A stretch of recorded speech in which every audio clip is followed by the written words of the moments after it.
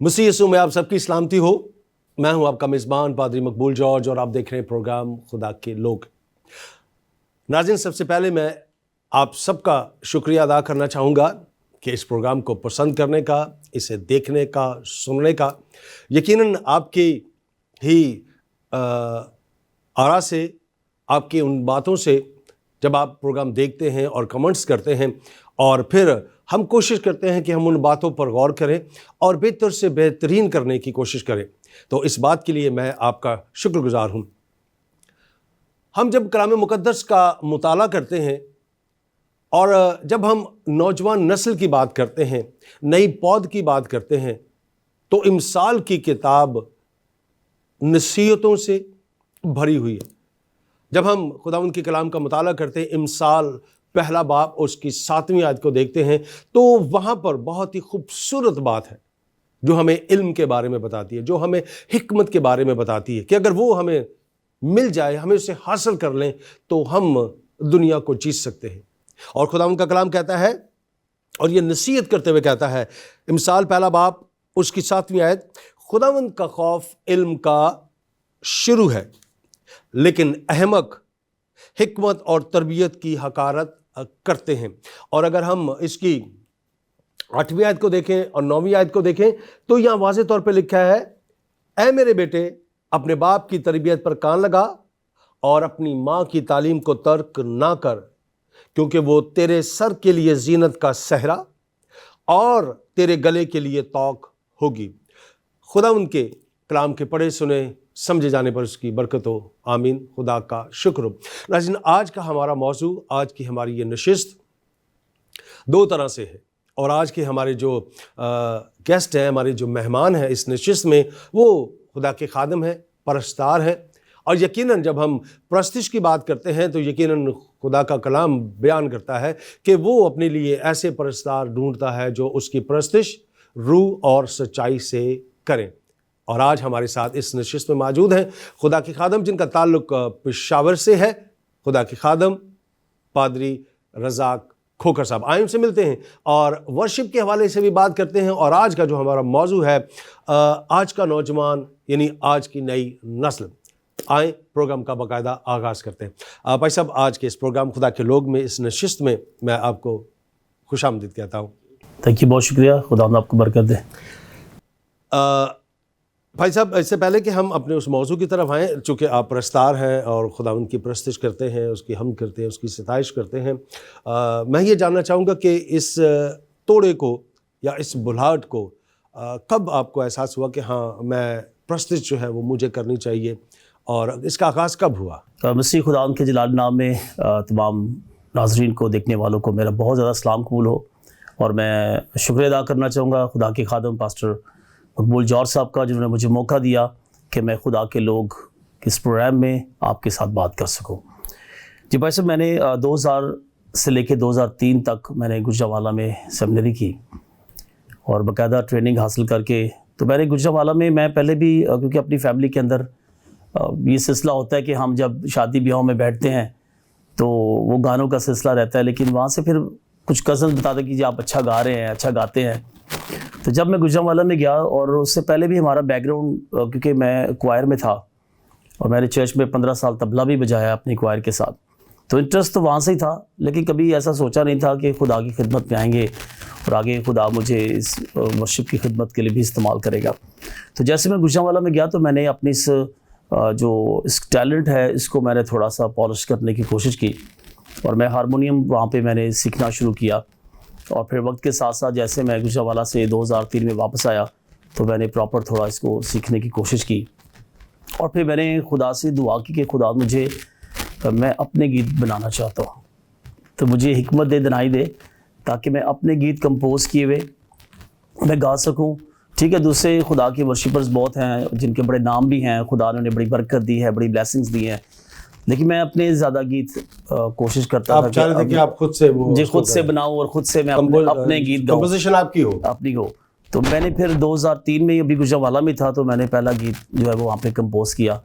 फिर वहाँ पे मैंने किसी से, अपने उस्ताद जी थे, उस्ताद विलियम अख्तर साहब जो, तो मैं उनसे थोड़ी राय लेता था कि कैसी कंपोजिशन बनी है। फिर वो वक्त गुजरता रहा और आहिस्ता आहिस्ता خدا مجھے اس کام میں آگے بڑھاتا رہا. میں نے بہت ساری کمپوزیشنز کی ہے, کم سے کم 50 سے زیادہ میری اپنی کمپوزیشنز ہیں. 50 زیادہ کمپوزیشن؟ جی ہاں, اور بہت سے گیت ہم اپنے چرچ میں, اب میرے چرچ میں زیادہ میری کمپوزیشنز ہی گائی جاتی ہیں. تو اس کے علاوہ یوٹیوب پہ بھی میرے تقریباً 15 سے 20 گیت جو ہیں وہ موجود ہیں, جس میں میں نے 10 سے 12 گیت میرے اپنے بھی ہیں, اور کچھ دوسری بیٹیوں نے بھی گایا. اسلام آباد سے ایک بیٹی نے میرے 2 گیت گایا, ابھی پسرور میں ایک بیٹی نے میرا گیت گایا ہے, کراچی سے بھی ایک بیٹی نے میرا گیت گایا ہے, فیصل آباد سے بھی. تو اس بہت طرح سی سے چیزیں گاتے ہیں, لیکن کوئی ایسا ہوتا ہے جو وجہ شہرت بن جاتا ہے, جس سے آپ کی پہچان ہو جاتی ہے. تو کوئی ایسا گیت جو کمپوزیشن ایسی کہ وہ وجہ شہرت آپ کی بنی کہ ہے؟ جیسے 2-3 گیت ایسے تھے جو کافی لوگوں نے پسند کیے اور مشہور بھی ہوئے. نیا پار لگا میری ایک گیت ہے میرا کمپوز کیا ہوا, اور اس کے بعد یسو تیرا نام سدا جپتے رہوں گے, اور سب سے میرا پہلا گیت جو ہے جو ریکارڈ ہوا وہ ہے توبہ کر تو رب دیا بندیا. تو یہ 3 گیت ایسے تھے جس کی وجہ سے لوگوں نے پھر مجھے ورشپ کے لیے بلانا شروع کیا, اور یہ وقت گزرتا رہا, اور خدا نے اسی طرح مجھے ورشپ کی خدمت میں بھی خدا نے برکت دی.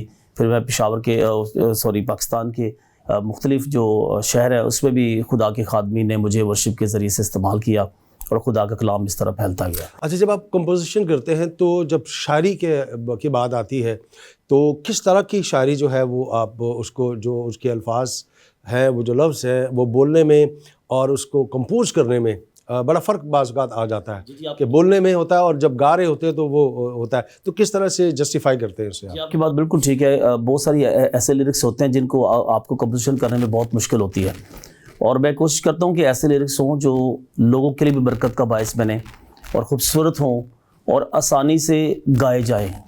ان کی جو ان کا تلفظ ہے وہ لوگوں کو سمجھ آئے, کہ اور گیت کا مضمون سمجھ آئے, متن جو ہے وہ بائبل سے لیا گیا ہو, اور اس کا جو مین متن ہے وہ خدا باپ بیٹے اور القدس پر مبنی بھی ہو. اس میں تھیولوجیکل پوائنٹ آف ویو سے بھی وہ درست ہو, تاکہ جب لوگ گائیں تو اس گیت کے وسیلہ سے خدا ان کو برکت دے. یقیناً ہم اگر ہم شروع کے دور کو دیکھیں تو بہت سے گانے والے ہیں, پرستار ہیں, کہ پرستش کے اندر ہی ہم نے دیکھا ہے لوگوں کو شفا پاتے ہوئے. پرستش کے دار, تو پرستش بھی خدا کا کلام ہی ہے.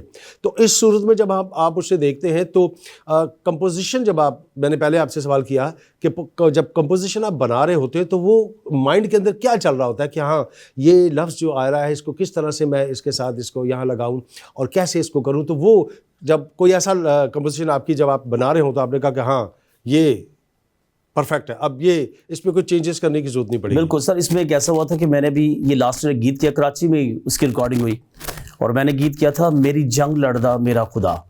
اب وہ جو ورڈز تھے نا وہ مجھے بہت زیادہ اس نے متاثر کیا, اور میں نے کہا اس پہ ایسی کمپوزیشن بنے کہ لوگ سنیں اور وہ واقعی کہیں کہ ہاں خدا جو ہے میرے لیے وہ جنگ لڑ رہا ہے.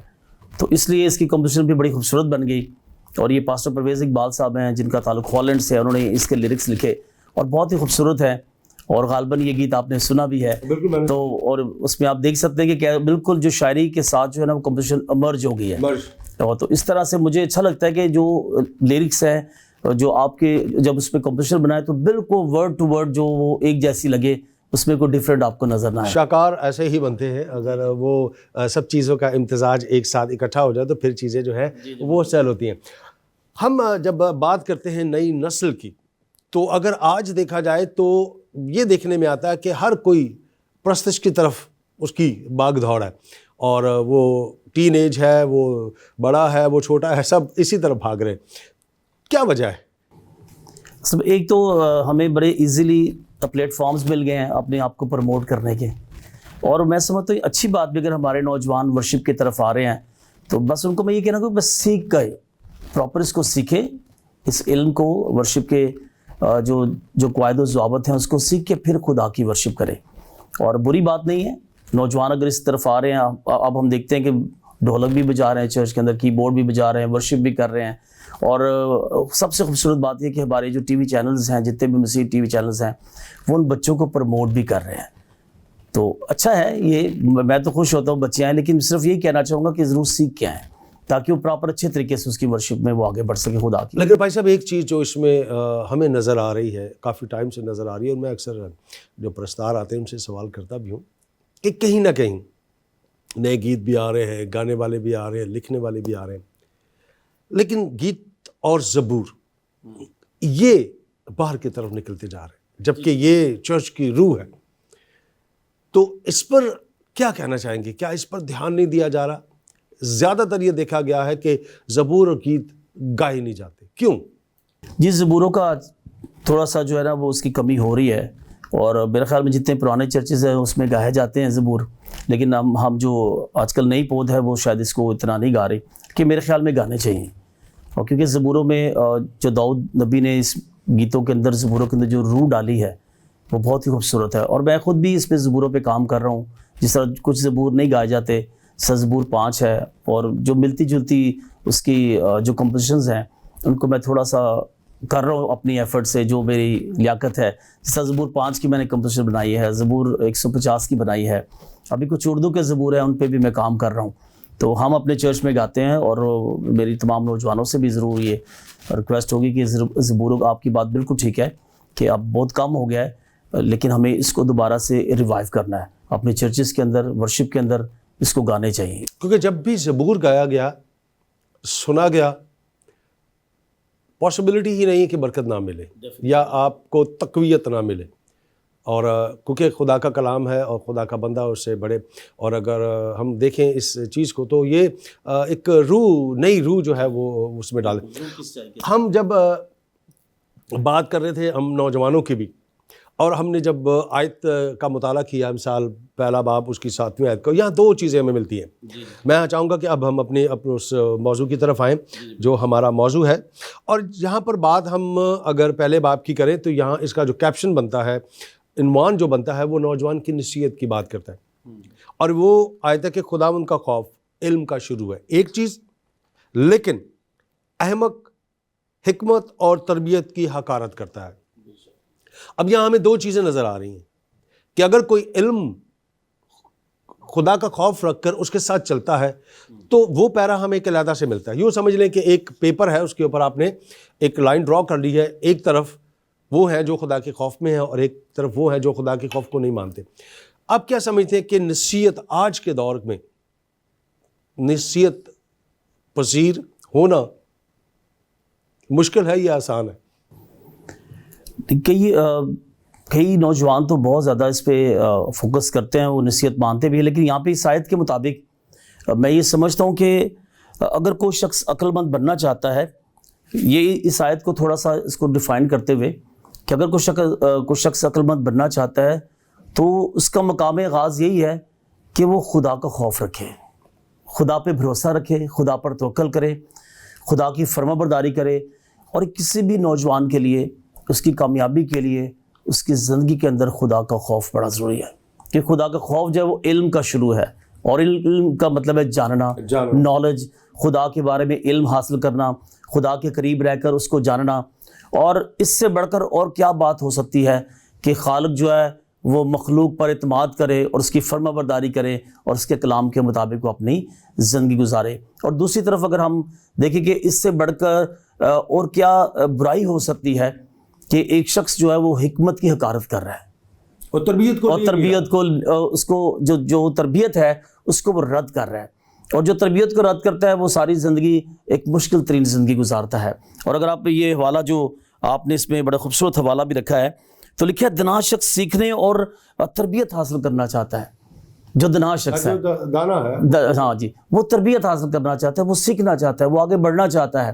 اور ایک نوجوان کے لیے جو نصیحت ہے یا جو برکت ہے وہ یہ کہ وہ آگے بڑھے, رک نہ جائے. لیکن اور دوسری طرف جو بیوقوف انسان ہے, جو عقل مند نہیں ہے, وہ حکمت کی اور تربیت کی حقارت کرتے ہیں, اس کو رد کر دیتے ہیں. بالکل. یہاں سے بریک لیں گے, بریک کے بعد آ کر ہم اس کو دونوں صورتوں میں ذرا کلام مقدس میں سے دیکھیں گے کہ دونوں میں فرق کیا ہے, اور پھر دونوں کے نتائج کیا ہیں, اور دونوں کے اجر کیا ہیں. ناظرین, یہاں چھوٹا سا بریک لیتے ہیں, بریک کے بعد واپس آئیں گے اور اس سلسلے کو یہیں سے جوڑیں گے جہاں سے منقطع ہوا. کہیں جائے گا مت, ہمارے ساتھ رہے گا. اسٹے ود اس.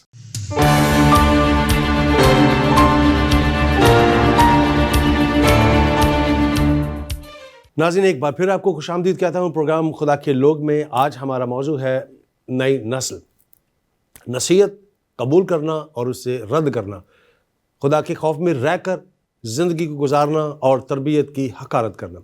بھائی صاحب، ہم جب بات کر رہے تھے اسی آیت کے اوپر تو 2 پیرا ہمیں نظر آتے ہیں۔ میں چاہوں گا کہ آپ اپنے ایکسپیرینس سے، اپنے مشاہدے اور تجربے سے، کہ اگر کوئی شخص، کوئی نوجوان یا کوئی بھی جب کلام کی، حکمت کی حقارت کرتا ہے تو نتائج کیا ہیں، اور جو اس کے ساتھ خوف میں رہ کر کام کرتا ہے تو اس کا اجر کیا ہے؟ بڑا خوبصورت سوال ہے، اور میں سر بائبل میں سے اس کے حوالے کو، اس بات کو آگے بڑھانا چاہوں گا کہ دنا جو ہے وہ تربیت کی بات سنتا ہے۔ جو دانا شخص ہے یا نوجوان ہے وہ تربیت کو سنتا ہے اور کوشش کرتا ہے اسی کے مطابق وہ اپنی زندگی گزارے۔ اور آج کل یہ کبھی کبھی ایسا مشکل بھی ہوتا ہے کہ جب ہم کسی بچے کو نصیحت کرتے ہیں تو وہ ناراض بھی ہو جاتا ہے، وہ مائنڈ بھی کر جاتا ہے کہ پادری صاحب میرے پیچھے پڑے رہتے ہیں، اور میں کیونکہ 21 سال سے خدمت کر رہا ہوں اور میں دیکھتا ہوں کہ کئی نوجوان تو اگر انہیں کوئی بات سکھائی جائے تو بڑی خوشی سے اس کو قبول کرتے ہیں اور وہ سنتے بھی ہیں اور اس پر عمل کرنے کی کوشش بھی کرتے ہیں، کیونکہ ہر خادم کا تعلق یوتھ کے ساتھ رہتا ہے۔ اور میں خود بھی فوکس کرتا ہوں کہ جو نوجوان ہے وہ کسی بھی کلیسیا کا ستون ہے۔ بالکل ایسے ہی۔ اور اگر آپ نوجوانوں پہ کام نہیں کریں گے تو نوجوان جو ہے وہ تتر بتر ہو جائیں گے، وہ پرا گندہ ہو جائیں گے، وہ چرچ سے دور ہو جائیں گے، کلام سے دور ہو جائیں گے۔ تو خادم کا سب سے پہلا اولین کام یہ ہے کہ وہ اپنے جو نوجوان بچے ان پہ کام کرے۔ تو جو دنا ہے وہ جو ہے وہ بات سنتا ہے، اور دنا تربیت کو سن کر ترقی کرتا ہے، وہ بڑھتا ہے کہ ہاں یہ خادم اگر مجھے سمجھا رہا ہے تو یقیناً اس میں میری برکت ہے، اگر یہ مجھے اس کام سے روک رہا ہے، اس کام سے مجھے منع کر رہا ہے تو مجھے نہیں کرنا چاہیے۔ اور آگے لکھا کہ دنا جو ہے وہ سمجھتے ہیں، اور اس پہ کلام مقدس میں لکھا ہے امثال کی کتاب میں کہ جو کوئی حکم مانتا ہے وہ برائی کو نہ دیکھے گا۔ اور پھر آگے اس کا دوسرا ہے دانش مند کا دل موقع اور انصاف کو سمجھتا ہے، اور دنا جو ہے وہ دلوں کو مو لیتا ہے۔ جب ایک خادم کسی نوجوان کو نصیحت کرتا ہے تو جب وہ اس پر عمل پیرا ہو جاتا ہے تو خادم کو بھی وہ دل سے خوشی ہوتی ہے، اور وہ خادم کا دل بھی جو ہے وہ ایک قسم کا خرید لیتا ہے کہ ہاں یہ نوجوان جو ہے وہ میری تربیت پر اور میری نصیحت پر وہ ہے جو کان دھرتا ہے۔ اور دوسری طرف اگر ہم دیکھتے ہیں کہ احمق جو ہے وہ بے سمجھ ہے، جو تربیت کی حقارت کرتے ہیں، جو نادان ہیں، اور کلام میں لکھا کہ حیوان خصلت نہیں جانتا اور احمق اس کو نہیں سمجھتا۔ اور آپ کسی نوجوان کو، اور یہ میرا تجربہ ہے کلیسیا کے اندر، کہ کئی نوجوان جو ہے وہ آپ کی جو بات ہے اس کو رد کرتے ہیں کلیسیا کے اندر، اور آپ کی یوتھ کے اندر، خاندانوں کے اندر، گھرانوں کے اندر بھی کئی دفعہ ہم اس بات کو انڈرسٹینڈ نہیں کرتے کہ ہمارے بزرگ، ہمارے خادم جو اگر ہمیں سکھانے کی کوشش کر رہے ہیں وہ میرے لیے کتنا برکت کا باعث ہے۔ تو کلام میں لکھا ہے ایک مثال کی کتاب میں اس کے 9ویں باب کی 10ویں آیت میں لکھا ہے کہ دنا کو ملامت کرو وہ تجھ سے محبت کرے گا، اور دنا کو تربیت کر اور وہ اور بھی دنا ہو جائے گا، صادق کو سکھا اور وہ علم میں ترقی کرے گا۔ تو یہ نوجوانوں سے میری درخواست ہے کہ جب آپ کے خادم، آپ کے بزرگ آپ کو نصیحت کرتے ہیں، آپ کو سکھانے کی کوشش کرتے ہیں، تو وہ یقیناً وہ اس میں ترقی کرے گا، وہ آپ کی ترقی کے لیے، آپ کی بلیسنگز کے لیے ہے۔ تربیت میں ماں باپ کے کردار کو آپ کس طرح سے دیکھتے ہیں ایک مسیحی خاندان میں؟ کیونکہ مسیحی خاندان کی جو بچوں کی جو تربیت ہے اس کو کیسے دیکھتے ہیں آپ؟ سر ماں باپ تو ہمیشہ اپنے بچوں کی تربیت کرنے کی کوشش کرتے رہتے ہیں، اور کوئی بھی میرے خیال میں ماں باپ یہ نہیں چاہتا کہ ان کے بچے بیرا روی کا شکار ہوں۔ لیکن کبھی ایسا موقع آتا بھی ہے کہ والدین شاید اس لحاظ سے اپنے بچوں پر توجہ نہیں دے پاتے جیسے انہیں دینے کی ضرورت ہوتی ہے۔ کہ وہ بچے جب چھوٹے ہوتے، کیونکہ کلام میں بھی لکھا ہے کہ بچے کی اس راہ پر تربیت پر جس پر وہ بوڑھا ہو کر بھی ہرگز نہ مڑے گا۔ لیکن سم ٹائم ایسا ہوتا ہے کہ ہم اپنے بچوں کو چھوڑ دیتے ہیں، ہم ان کی سیکولر ایجوکیشن پر اتنا دھیان دیتے ہیں کہ ہمیں ان کی روحانی ترقی اور اس کی ایجوکیشن کی اتنی فکر نہیں ہوتی۔ اگر ان کے ایگزام آ گئے ہیں تو ہم کہتے ہیں چلو بچے تو گھر میں پڑھ، چرچ ہم وہ آتے ہیں پھر تو چلے جا۔ تو ہم وہ سوچتے ہیں کہ 1-2 گھنٹے سے ہم اس کی جو روحانی ترقی ہے، اس کی روحانی گروتھ ہے، اس کی طرف اس کو لے جانا چاہ رہے ہیں۔ بالکل ایسا ہی ہے، اور رکاوٹ جو ہے وہ اس کے اندر جو ہے وہ آتی ہے۔ تو اگر آپ اس بچے کو کہیں گے خیر بیٹا آؤ چرچ چلیں، 1-2 گھنٹے کی بات ہے، خدا آپ کو اس کے وسیلہ سے بلیس کرے گا، آپ کی روحانی برکت آپ کو ملے گی اور آپ دنیاوی طور پہ بھی ترقی کریں گے۔ تو میرے خیال میں والدین تو کردار ادا کرتے ہیں، لیکن کسی جگہ پہ وہ تھوڑا سا اس خالی جگہ رکھتے ہیں جس کی وجہ سے بچہ جو ہے وہ تھوڑا سا دور بھی ہو جاتا ہے۔ یہودی طرز تربیت کو اگر دیکھیں تو خدا کا کلام بیان کرتا ہے کہ 12 سال کی عمر میں وہ तमाम कवानीन को, शरीयत को वो सीख लेते हैं, समझ लेते हैं, और फिर उनकी ज़िंदगी जो है उन्हीं वो 12 साल जो है वो तरबियत के, बाकी की ज़िंदगी जो है वो उनकी उसी के मुताबिक गुजरती है। जब हम यहाँ की बात करते हैं तो जब माँ बाप बच्चे को बपतिस्मा के लिए लेके जाते हैं तो खुदा के खादम के सामने वो इकरार करवाता है। क्या समझते हैं कि वो जो इकरार वहाँ किया जाता है वो घर पर आकर उस इकरार को 90% लोग भूल जाते हैं और वो तरबियत नहीं होती जो होनी चाहिए। इसके बारे में आप क्या कहेंगे? जी जी बिल्कुल, आपने जो मिसाल दी है, यहूदी जो बच्चे 12 साल में शरीयत सीख जाते हैं, और इसमें कोई शक वाली बात नहीं है, और ऐसा है भी। और मैं इस बात को सीखा भी है और मैंने खुद इसकी स्टडी भी की है कि ये कहा जाता है कि जब यहूदी खातून जो है वो जब खुदा उसको ब्लेस करता है, वो माँ बनने वाली होती है, तो वो शुरू से ही शरीयत पढ़ती रहती है। और कई दफ़ा कई उलमा तो कहते हैं वो मैथ्स के क्वेश्चंस हल करती थी, केमिस्ट्री और बायोलॉजी के, ताकि वो बच्चे, क्योंकि लिखा कि कहते कि बच्चा जो अपनी माँ के पेट से ही तरबियत हासिल करना शुरू कर देता है। इसलिए जब वो बच्चा दुनिया में आता था और उसको प्रॉपर शरीयत सिखाई जाती थी तो वो 12 साल के, और हम खुदा यीशु मसीह की मिसाल देखते हैं कि वो 12 वर्ष की उम्र में हैकल में वो उलमा के साथ तालीम वैसे तकरार करे बात कर रहे हैं, और वो हैरान थे। तो इसलिए, और हमारे ये है कि जो आपने बात की कि हम बच्चों को चर्च में ले जाते हैं, उनको ब्लेस करते हैं, वादे भी करते हैं, लेकिन ये बात सच है और मैं पहले भी बात कर चुका हूँ कि वालिदैन 100% शायद वो अपनी जो तरबियत है उसमें थोड़ा सा जो वो जो वादे हैं उन पर वो पूरा उतरने की कोशिश। और सबसे जो पहली बुनियाद संडे जो बच्चों की है वो संडे स्कूल है, और मैं खुद संडे स्कूल लेता रहा हूँ, और मुझे अच्छी तरह याद है कि वालिदैन खुद बच्चों को संडे स्कूल छोड़ के जाया करते थे, और कई वालिदैन तो बाहर वेट करते थे कि संडे स्कूल ख़त्म हो जाए, हम अपने बच्चों को वापस लेके जाएं। आज ऐसा नहीं है। वालिदैन को आज वालिदैन के हमारे पास वक्त नहीं है, रुझान खत्म हो गया है, हमारे पास टाइम नहीं है। और आज इसलिए देखिए बच्चे ज़्यादातर वो सोशल मीडिया की तरफ और दूसरी चीज़ों की तरफ एक्टिव हो गए हैं, वो संडे स्कूल का टाइम भी मोबाइल्स में गुजार रहे हैं। तो ये इस पर हमारा बड़ा ध्यान देने की ज़रूरत है कि हम अपने बच्चों को संडे स्कूल भेजें ताकि वो बचपन से ही कलाम की बहुत सारी बातों को वो सीख सकें, उनके दिमाग में वो नक्श हो जाएं, ताकि जब वो बड़े हों तो वो अच्छा एक नौजवान साबित हो। तो बुनियाद जो है वो बचपन से ही है, संडे स्कूल है। और लिखे, और हम इस बात को सीखते भी कि 5 साल का जो बच्चा है वो एक कोरे कागज़ की तरह होता है, जो उसके ऊपर आप लिख देंगे वो ता हयात उसके ऊपर लिखी जाती है। तो इसलिए वो ये बड़ा ज़रूरी है कि जिस तरह और हमारी, अगर आप जो ख़वातीन खुदा उनको ब्लेस करता है, तो कई ख़वातीन मुझसे सवाल करती हैं जब खुदा उन्हें बरकत देता है माँ बनने की, तो मैं ये आपके अगवाई चैनल की वसातत से अपनी बेटियों को, अपनी बहनों को सिखाना भी चाहूँगा कि इस हालत में भी आप दुआ कर सकती हैं, कलाम पढ़ सकती है। ये कोई, मुझे एक बहन ने कहा कि जी ये नापाकी की हालत होती है तो हम इसमें कलाम पढ़ सकते हैं। तो मैंने उस बेटी से कहा कि बेटा आपको किसने कहा है कि नापाकी, ये तो खुदा ने आपको ब्लेस किया है, खुदा ने तो आपको बरकत दी है, आपको औलाद जैसी नेमत से नवाज रहा है, खुदा का गहरा फजल हुआ है। और मैं तो ऐसी बेटियों को भी जानता हूँ जो हमारे पास बैठ जाती हैं और गिड़गिड़ाती हैं, रोती हैं कि खुदा हमें औलाद जैसी नेमत दे। तो अगर खुदा ने आपको ब्लेस किया है तो आप इस हालत में भी खुदा के कलाम को पढ़ सकती हैं, इसमें कोई ममानियत नहीं है, कोई बुरी बात नहीं है कि आप इस हालत में खुदा के कलाम का मुताला नहीं कर सकती। आप पढ़ेंगी, आपका बच्चा भी उस कलाम से फैज़याब होगा, वो तरबियत पाएगा। अभी आपने एक बात कही और वो बात किसी हद तक मैं उस बात से एग्री करता हूँ कि जब हम सेकुलर एजुकेशन की बात करते हैं तो सेकुलर एजुकेशन के लिए हम सर धड़ की बाजी लगा देते हैं, लेकिन जब हम कलाम मुक़द्दस की इल्म इलाहियात की बात करते हैं तो वहाँ पर हम लैक हो जाते हैं, और यही वजह है कि फिर हमारी ग्रोथ उस तरह से नहीं। आप क्या देखते हैं कि आज का जो नौजवान है, आने वाले दिनों में, मुस्तकबिल में, आप अपनी कलीसिया को, अगर वो नौजवान इस इल्म को हासिल नहीं करता तो नतीजा क्या देखते हैं आप? जी एफर्ट्स तो कर रहे हैं नौजवान बहुत ज़्यादा। अब मेरे अपने चर्च के अंदर भी मैं नौजवानों के बगैर आगे नहीं बढ़ पाता। बहुत से ऐसे प्रोग्राम्स होते हैं जिसमें नौजवान का बड़ा अहम किरदार होता है, जिसमें मेरे पास खूबसूरत क्वायर है, जिसमें मेरे पास 15 से 20 लोग हैं, लेकिन वो रेगुलर नहीं होते। अगर कोई प्रोग्राम आ गया वो एक्टिव हो गए, प्रोग्राम ख़त्म हो गया सुस्त पड़ गए। तो खादिम की कोशिश है कि वो एक्टिव रहे और उनको एक्टिव रखने की ज़रूरत भी है। तो अगर इस तरह सिलसिला चलता रहा तो शायद वो फ्यूचर में इतने अच्छे नौजवान साबित नहीं हो सकते।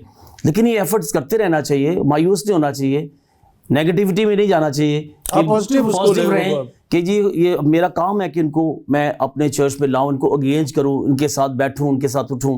اور اس کے لیے سب سے جو بڑا ٹول ہے نوجوانوں کو انگیج کرنے کا, وہ بائبل اسٹڈی ہے چرچ کے اندر. کہ آپ اپنے نوجوانوں کے لیے ایک دن مقرر کریں, ان کے ساتھ بیٹھیں, ان کو ٹائم دیں, ان کے ساتھ ٹائم سپینڈ کریں, ان کے ساتھ رفاقت رکھیں, ان کو تھوڑا وقت دیں کہ ہاں بچے میں آپ کے ساتھ ہوں. ان کی مشکلوں کو سنیں, ان کی پریشانیوں کو سنیں, کہ بھی ہوتی ہیں نوجوانوں کے ساتھ بھی بہت ساری ایسی پریشانیاں جو شاید اپنے ماں باپ کے ساتھ بھی شیئر نہیں کر سکتے. تو یہ بڑا ایک اچھا ٹول ہے کہ آپ اپنے نوجوان بچوں کے ساتھ, اپنے چرچ کے بچوں کے ساتھ بیٹھیں.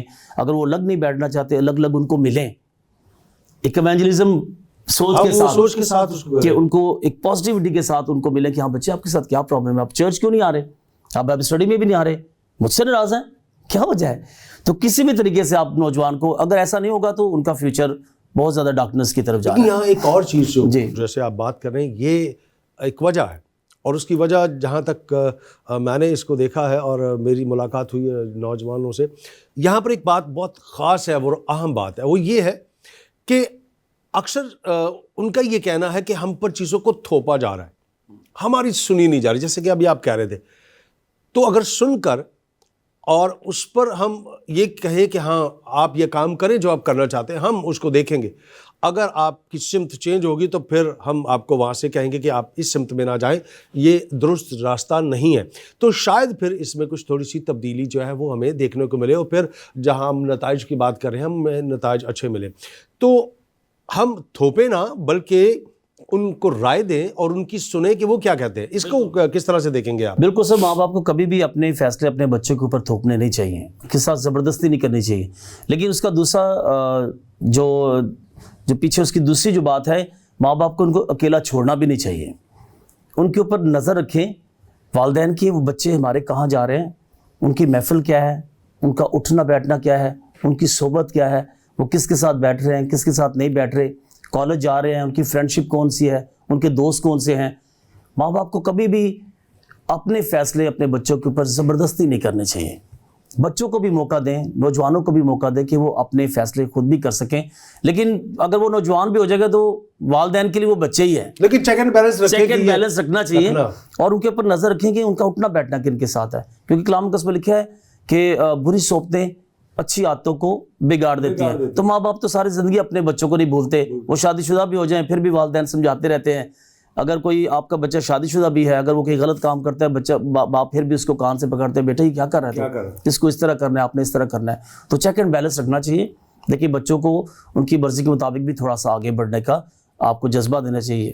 جہاں پر ہم اس بات کو دیکھتے ہیں کہ ہم نتائج کی بات کرتے ہیں, ہم سرفرازی کی بات کرتے ہیں, ہم کامیابی کی بات کرتے ہیں, تو اگر ہم امثال اس کا پہلا باب 8ویں اور 9ویں آیت کو دیکھیں تو یہاں پر ہمیں کچھ چیزیں نظر آتی ہیں. اور دنیاوی طور پر ماں اور باپ جو کہ ہیڈ آف دا فیملی ہیں, اور خدا تنہا کو خاندان میں تبدیل کرتا ہے, اور پھر وہ بچے جو ہیں وہ آگے ان کے لیے باعث برکت ہے. یہاں لکھا ہے کہ اے میرے بیٹے اپنے باپ کی تربیت پر کان لگا, پہلی بات, اور اپنی ماں کی تعلیم کو ترک نہ کر. اب باپ تربیت کر رہا ہے, وہ کہتا ہے کہ اس کی تربیت پر کان لگا, سن, جہاں جیسے ہم بات کر رہے ہیں. اب اس کا جو نتیجہ ہے, جب سن رہا ہے اور تعلیم کو ترک نہیں کر رہا, تو کہتا ہے کیونکہ وہ تیرے سر کے لیے زینت کا صحرا اور تیرے گلے کے لیے توق. ابھی یہاں پر ہم اجر کی بات بھی دیکھ رہے ہیں کہ اگر وہ سنتا ہے, تعلیم کو ترک نہیں کرتا, تو اکثر لوگ کہتے ہیں مجھے کامیابی ملے. پبلک کے لیے جب دیکھتے ہیں کسی کو کچھ ایوارڈ مل رہا ہوتا ہے تو سہرا, اس کو سہرا ہی آپ سمجھ لیں. لیکن اگر وہ اس تربیت کو سنتا نہیں ہے تو پھر ندامت پیچھے. اس آیت کو آپ کیسے دیکھتے ہیں موجودہ دور کے اندر؟ یہ بہت ہی خوبصورت آیت ہے. سر بریک لیں گے کیونکہ ہمیں اشارہ دیا جا رہا ہے بریک کے بعد آ کر ہم اس کو کریں. ناظرین ایک چھوٹی سی بریک لیتے ہیں, اور بریک کے بعد آ کر اس آیت کے پس منظر کو ہم دیکھنا چاہیں گے کہ یہ آیت ہمیں کیا سکھا رہی ہے اور نوجوان نسل کو کس طرف جو ہے وہ لے کر جاتی ہے. ہمارے ساتھ جڑے رہے گا, اسٹے ود اس.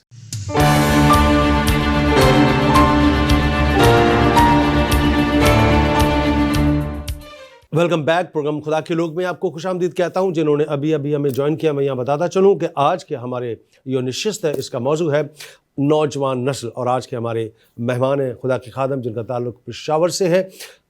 पादरी रज़ाक खोखर साहब। जी भाई साहब, हम बात कर रहे थे इमसाल पहला बाब उसकी 8वीं और 9वीं आयत में, जहाँ हम ज़ीनत के सहरे को देखते हैं और जहाँ हम गले के तौक को देखते हैं। जी क्या कहना ये बड़ी खूबसूरत आयत है और किसी भी नौजवान के लिए बड़ा ज़रूरी है कि वो आप अपने बाप की जो तरबियत है उस पर कान लगा के रखे। जो ज़िंदगी में माँ बाप अपने बच्चों को दे सकते हैं वो शख्स दुनिया का कोई भी शख्स उसको नहीं दे सकता। और ये हमारा सेटबैक कह लें कि हम शायद अपने वालिदैन को कुछ समझते नहीं हैं। वो कहते हैं उन्होंने बस हवा में ज़िंदगी गुजार दी है। आज का नौजवान वैसे भी वो कंप्यूटराइज बच्चा है और वो समझता है कि हमारे वालिदैन को कुछ नहीं पता। लेकिन हकीकत ये है कि यहाँ पे जब हम अपने बाप की तरबियत पर कान लगाते हैं और अपनी माँ की तालीम, जो तरबियत है, जो नसीहत है, जो हदायत हैं, जो हुक्म है, जब उन पे अमल करते हैं तो उसमें ब्लेसिंग भी है। और वो ब्लेसिंग है आपको अजर की सूरत में खुदा आपको देता है कि आपकी ज़िंदगी में बरकतें आती हैं, औलाद की सूरत में आती हैं, दूसरी सूरतों में आप मिलती हैं। तो ये बड़ा ज़रूरी और एक बड़ी खूबसूरत आयत भी है।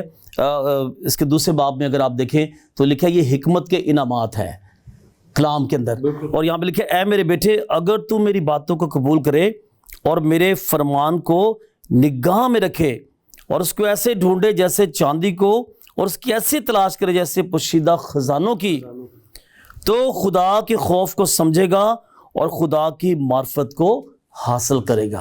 अब खुदा की तरफ तवज्जो देना, तवज्जो जो है ये अरबी ज़बान के लफ्ज़ वजह से निकला है, जिसका मतलब है शक्ल, मुंह, चेहरा।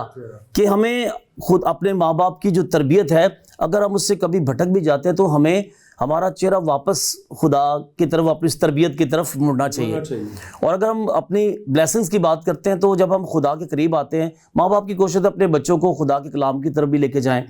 और बड़ी खूबसूरत आयत मुक़द्दस पौलुस ने फरमाया कि जब हम खुदा अपने बच्चों को चर्च में ले जाते हैं, उनकी तरबियत करते हैं, तो कलाम में लिखा है कि सुनना जो है वो ईमान सुनने से पैदा होता है और सुनना खुदा के कलाम से। तो ये तरबियत का एक बहुत बड़ा हिस्सा है कि आप खुदा के कलाम को भी अपनी ज़िंदगी में रखें और अपने बच्चों को सिखाने की कोशिश करें। और दूसरी तरफ अगर हम देखें उन नौजवानों की जो हकारत करते हैं, जो बेरा रवि का शिकार हैं, जिस तरह आजकल हमारे बच्चे नशे की लत में बहुत ज़्यादा हैं। और एक और चीज़ की तरफ मैं तुझे दिलाना चाहूँगा कि हमारे नौजवान आजकल कर्जे की लानत में भी बहुत हैं, सूद में भी बहुत फंसे हुए हैं। तो वो उस तरफ फिर वो अपने खुद अपनी हलाकत को वो बुला रहे हैं और वो बुराई की तरफ जा रहे हैं, नशे की तरफ जा रहे हैं और अपने आप को मज़ीद गुनाह की दलदल में फंसा रहे हैं। लेकिन अगर हम अपने माँ बाप की और खुदा के कलाम की तरबियत को अपनी ज़िंदगी में जगह देते हैं तो इससे बरकत है, खुशहाली है और ज़िंदगी में हम रोज़ रोज़ खुदा में बढ़ते और तरक्की करते जाएं। जी मुझसे बेटे की मैं इसके साथ आपको मिसाल देना चाहूँगा कि वो अपने बाप से सब कुछ लेके चला गया, लेकिन हम देखते हैं कि वो फिर वापस लौट आया और हम उसकी 3 बातें उसकी ज़िंदगी में हम देखते हैं कि उसने अपने गुनाहों को छोड़ा। पहले गुनाह ने उसने इकरार किया, फिर उस गुनाह को कबूल किया और फिर उस गुनाह को तर्क कर दिया। और उसने कहा कि ऐ बाप मैं आसमान का और तेरी नज़र में अब इस लायक नहीं रहा कि तेरा बेटा कहलाऊं। तो खुदा के लिए अगर कोई शख्स बेरा रवि का शिकार हो भी गया तो उसके लिए रास्ते खुले हैं। खुदा आज भी अपने बाजू फैलाए खड़ा है और उस बाप ने कहा कि ये मेरा बेटा खो गया था, अब मुझे वापस मिल गया है। तो तरबियत आपको वापस भी लाती है। जब आप अपने ज़िंदगी पर गौर करते हैं तो आपको वापसी की रास्ते आपके लिए बंद नहीं है। तो मुझसे बेटे की मिसाल किसी के लिए भी हो सकती है, किसी नौजवान की भी हो सकती है। तो हमें वापस आना है और 3 काम ज़रूर करने हैं तौबा के। अपने गुनाह को पहले इकरार करना है, उसको कबूल भी करना है और उस गुनाह को तर्क भी करना है। समटाइम अपने गुनाह को हम तर्क नहीं करते, कबूल भी कर लेते, इकरार भी कर लेते हैं, लेकिन उस गुनाह को अपनी ज़िंदगी से निकालते नहीं। जी अच्छा, हम पसे पर्दा बात कर रहे थे कि अगर हम बीज अच्छा नहीं बोएंगे तो फसल अच्छी नहीं होगी। हम बात कर रहे हैं तरबियत की, बात कर रहे हैं हम इस्लाह की और बात कर रहे हैं हम तरबियत पसीर होने की बात कर रहे हैं। अब अगर कोई भी शख्स, कोई भी माँ बाप माहौल अच्छा नहीं देते, घर का माहौल अच्छा नहीं है, गाली गलोच है और झूठ है, फरेब है, सब चीज़ें हैं, तो क्या आप समझते हैं कि वहाँ के बच्चे जो हैं वो खुदा परस्त होंगे, वो खुदा के साथ पवित्र होंगे? बड़ा मुश्किल है ऐसा, अगर आपको घर का माहौल अच्छा नहीं मिलता। और मैं इस बात को हमेशा चर्च में भी बांटता हूँ, शेयर करता हूँ कि जिनके माँ बाप रात को फिल्में देखकर اور لڑائی کر کے گالی گلوچ کر کے سوتے ہیں، ان کے بچے بھی ایسا ہی کرتے ہیں. اور جو ماں باپ رات کو دعا کر کے خدا کے کلام کو پڑھ کے خدا کے ساتھ وقت گزار کے سوتے ہیں، ان کے بچے بھی ایسے کرتے. تو گھر کا ماحول بہت زیادہ کنسیڈر کرتا ہے اس بات کے لیے کہ آپ کی تربیت پہ اس کا بہت زیادہ اثر ہے. تو اس لیے اس پر بڑا دھیان دینے کی ضرورت ہے. اگر ہم اپنی تربیت پر غور کریں گے، اپنے بچوں کی تربیت پر غور کریں گے، تو ماحول پر غور کریں گے، تو میرے خیال میں ہم اپنے بچوں کا بہتر فیوچر لے جا رہے ہیں. اور بیج جس کی آپ بات کر رہے ہیں، جو ہم نے پس پردہ بھی بات کی، کہ کلام میں لکھا ہے کہ یہ کچھ بیج ہے جو راہ کے کنارے گرا، کچھ جھاڑیوں میں گر گیا. بالکل ایسا ہی ہے. تو ہماری زندگی بھی کچھ ایسے ہی ہیں. یہ 4 قسم کے جو بیج ہیں، ان میں سے ہم نے اپنی زندگی کو خود ہی دیکھنا ہے کلام کے آئینے میں کہ میں کون سا بیج ہوں. امثال 12 باب پہلی آیت، اس کے آخری جو لفظ ہیں وہ بہت یوں سمجھیں کہ بڑے سخت ہیں. کہتا ہے جو تربیت کو دوست رکھتا ہے وہ علم کو دوست رکھتا ہے، لیکن جو تنبیہ سے نفرت رکھتا ہے وہ حیوان ہے. اب یہاں لفظ حیوان، انسان اور حیوان دونوں میں زمین آسمان کا فرق ہے. انسان کو وہ کہتا ہے کہ یہ اشرف المخلوقات ہے، اور حیوان اس کے زیر سایہ ہے، زیر اثر ہے، وہ اس پر غالب ہے. اب یہاں پر ہم دیکھتے ہیں کہ خدا کے کلام سے دوری وہ ہمیں ابلیس کی طرف دھکیلتی ہے. کیا دیکھتے ہیں کہ اگر اب اس بات کو یہاں دیکھیں کہ اگر آزمائش مسیح یسوع کی جا سکتی ہے تو میں اور آپ کتنے آزمائے جا سکتے ہیں تربیت کے حوالے سے. جی بڑا یہ بھی بہت ضروری آیت ہے کسی بھی نوجوان کے سیکھنے. اور میں اس پلیٹ فارم سے آپ کو سکھانا چاہوں گا کہ بعض لوگ سمجھتے ہیں کہ جب ہمارے اوپر آزمائش آتی ہے تو شاید وہ گناہ ہے، لیکن ایسا نہیں ہے. آزمائش آنا گناہ نہیں ہے، آزمائش میں پھنس جانا گناہ ہے. پھنسے تو یہ آزمائش ہی ہے. اگر ہم اس پہ پھنس جاتے ہیں تو ہم حیوان کی صورت اختیار کر لیتے ہیں، اور اگر نہیں تو ہم جو تربیت کو جو دوست رکھتے ہیں وہ ہمیشہ ان کی زندگی اپ رہتی ہے، وہ برکت پاتے ہیں، ترقی پاتے ہیں. لیکن جو آزمائش میں پھنس جاتے ہیں، گناہ میں پھنس جاتے ہیں، گناہ کی دلدل میں چلے جاتے ہیں، ان کی زندگی حیوان سے کم نہیں ہے. تو اس لیے ہماری تربیت جو ہے وہ خدا کے کلام کے مطابق ہونی چاہیے. اور جو امثال کی کتاب ہے اس کے پہلے 4 چیپٹرز تو تربیت کے اوپر ہی ہیں، ٹوٹلی حکمت کے اوپر ہے کہ ہم اپنے بچوں کی تربیت کرنی ہے. وہ بوڑھا ہو کے بھی نہیں مڑے گا، اس کی تعلیم کو فراموش نہیں کرنا، ہم نے آگے بڑھنا ہے، ترقی کرنی ہے، برکت پانی ہے. تو وہ تربیت کے اوپر ہے، اور وہ تربیت والدین پہلا سٹیپ ہے، اس کے بعد آپ کے جو چرچ ہے وہ سیکنڈ ہے، اور یہ دونوں مل کر کسی بھی نوجوان کی ترقی میں اہم کردار ادا کر سکتے ہیں. آج ہم دیکھتے ہیں کہ بہت سے نوجوان ہمارے بڑی بڑی اچھی پوسٹ کے بھی ہیں اور اچھے کام بھی کر رہے ہیں، سب کچھ ہو رہا ہے. یقیناً اگر ہم اس کو کنکلوڈ کریں تو یہ تربیت کا ہی حصہ ہے. لیکن وہ جو خدا سے دور ہے، اب آج یہ بھی دیکھتے ہیں کہ لوگ سڑکوں پر بیٹھے ہوئے ہیں، نشے کی لت میں پڑے ہوئے ہیں. کیا کرنے کی ضرورت ہے خادمین کو، چرچز کو، کہ وہ ایسے لوگوں کو خدا کی طرف لے کر آئیں؟ میرے خیال میں سب سے پہلے تو ایسے نوجوان جو دور ہیں ان سے تھوڑا سا رفاقت رکھنے کی ضرورت ہے، ان کے ساتھ بیٹھنے کی ضرورت ہے، ان کی کونسلنگ کی ضرورت ہے، اصلاح کاری کی ضرورت ہے. کیونکہ ایسے اگر آپ کسی کو چھوڑ دیتے ہیں تو پھر آپ ان کو واپس نہیں لا سکتے. تو ان کو واپس لانے کے لیے ضروری ہے کہ آپ ان کے ساتھ بیٹھیں اور کلام میں سے ان کو حوالہ جات دے کر ان کو واپس لانے کی کوشش کریں، ان کو خدا کی رفاقت میں لے کے آئیں، اپنی رفاقت کے ساتھ ان کو خدا کی حضوری میں لائیں اور چرچز میں لانے کی کوشش کریں. ایسے نوجوان پھر خدا سے بھی دور ہو جاتے ہیں. اور ہم دیکھتے ہیں کہ ایک پڑھی لکھی پود بھی وہ زندگی میں اتنی مصروف ہے کہ سیم ٹائم وہ بھی خدا کے گھر کو ٹائم نہیں دے پاتے. ان کو بھی ان کے ساتھ بھی رفاقت رکھنے کی ضرورت ہے. بے شک وہ ترقی تو کر رہے ہیں، دنیاوی طور پہ وہ بہت اوپر چلے گئے ہیں، لیکن میں یہ نہیں کہتا کہ کئی جو پڑھے لکھے بچے ہیں ان کی روحانی ترقی کمزور ہے، وہ اس میں بھی بڑھ رہے ہیں. لیکن زیادہ تر نوجوانوں کو میں دیکھتا ہوں اپنی مصروفیت میں اتنے زیادہ آگے نکل چکے ہیں کہ ان کو سنڈے کی فکر بھی نہیں ہوتی. وہ کہتے ہیں سنڈے کو اوور ٹائم لگ رہا ہے جی، ڈبل پیسے مل رہے ہیں تو کیوں نہ کیا جائے. تو رفاقت رکھنی چاہیے، چاہے وہ نشے میں ہے، چاہے وہ برائی میں ہے، چاہے وہ پڑھا لکھا شخص ہے اور وہ اچھی زندگی بھی گزار رہا ہے. تو دونوں صورتوں میں دونوں کے ساتھ خدا کے خادم کو بیٹھنے کی ضرورت ہے. آج کل تو ایک چرچ میں 3 4 خادم ہیں. کسی ایک خادم کی ڈیوٹی لگائیں کہ بھئی آپ نے اس کام پہ کرنا ہے.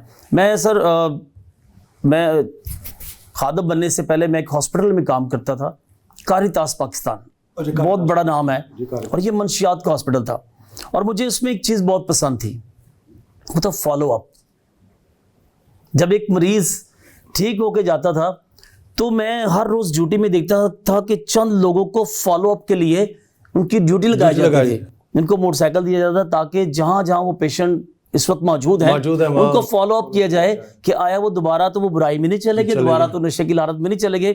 تو میں سمجھتا ہوں کہ اگر ہمارے چرچز میں بھی 2-2 3-3 خادم ہیں تو ہم ایک خادم کی ڈیوٹی لگائیں کہ وہ ان نوجوانوں کو فالو اپ کریں جو برائی میں ہیں, اور جو اگر اچھی زندگی بھی گزار رہے ہیں تو وہ چرچ نہیں آتے, تو ان پہ ہمیں فوکس کرنے کی بہت زیادہ ضرورت ہے. اگر آپ فالو اپ کرتے ہیں تو نتائج ہمیں اچھے پازیٹیو رزلٹ آپ کو ملیں گے. وہ مل سکتے ہیں. جی مل سکتے ہیں سر. چرچ کے اندر آخری سوال ہے اور ہم پھر اس کی اینڈ کی طرف جائیں گے.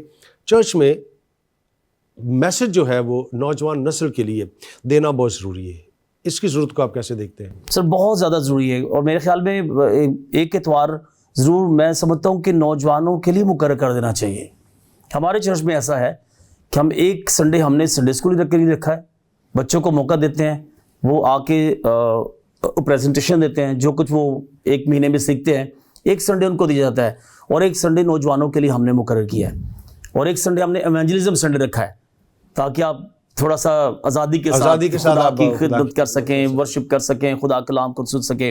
اور نوجوانوں کو موقع دیا جاتا ہے کہ اس میں وہ کوئی تلاوت بھی کر سکتا ہے, اگر کوئی شیئرنگ کر سکتا ہے تو اس کو موقع دیں, کیونکہ جب آپ اسے موقع دیں گے تو اس کا کانفیڈنس بحال ہوگا, اعتماد بحال ہوگا, اور وہ کل کو ایک اچھا خادم کی صورت میں بھی آپ کے پاس آتا ہے. اور یہ چرچ کے لیے بلیسنگ ہے کہ آپ کے چرچ کے اندر سے کوئی بچہ نکلے اور وہ خدا کی خدمت کے لیے آگے بڑھے. جو ورشپ کر سکتے ہیں انہیں ورشپ کا موقع دیں, جو کلام پڑھ سکتے ہیں انہیں کلام کا موقع دیں.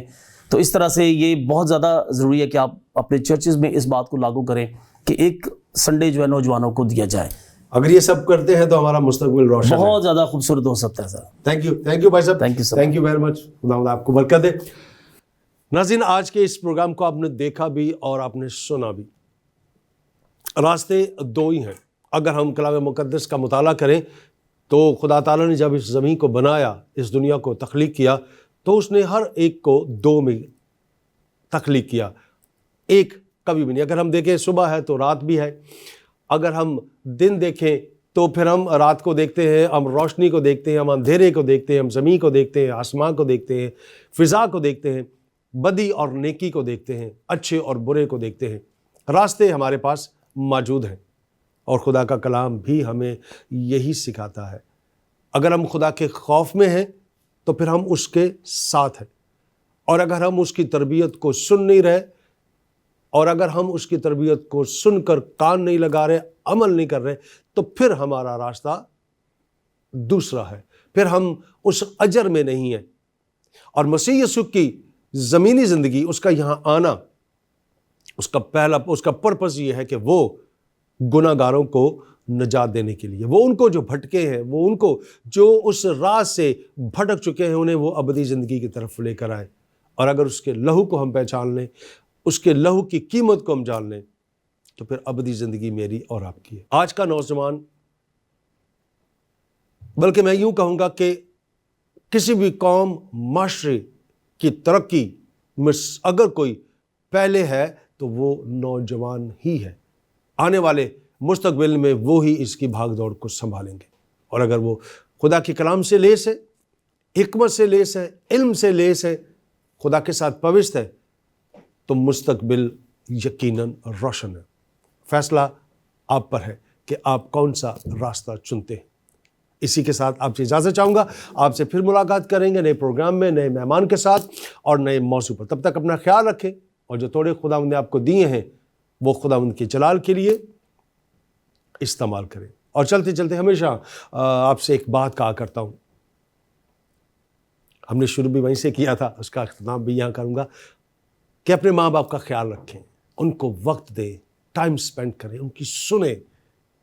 ان سے بڑھ کر اور کوئی نہیں ہے. اور خاص طور پر اپنی ماں کا خیال رکھیں. خداوند آپ سب کو برکت دے. آمین.